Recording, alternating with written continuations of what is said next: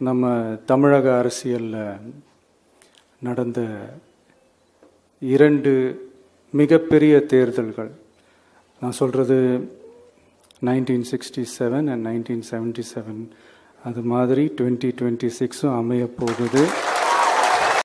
தமிழக வெற்றி கழகத்தினுடைய நிர்வாகிகள் ஆலோசனை கூட்டம் சென்னையில் உள்ள பனையூரில் இன்று நடைபெற்றது. இதற்கு கட்சியினுடைய தலைவர் விஜய் அவர்கள் கலந்து கொண்டு பல்வேறு தகவல்களை பகிர்ந்து கொண்டார்.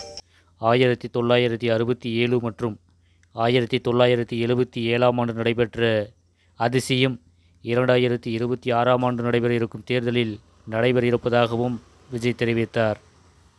பேரறிஞர் அண்ணா சொன்னதைப் போல வீட்டுக்கு வீடு, ஊருக்கு ஊர், வீதிக்கு வீதி சென்று வாக்காளர்களை சந்திக்க வேண்டும் என்றும் தெரிவித்திருக்கிறார்.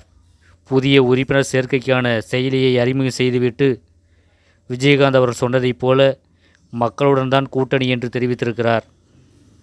மக்கள் ஆதரவு கிடைக்குமா அல்லது கிடைக்காதா என்பதை பொறுத்திருந்து தான் பார்க்க வேண்டும்.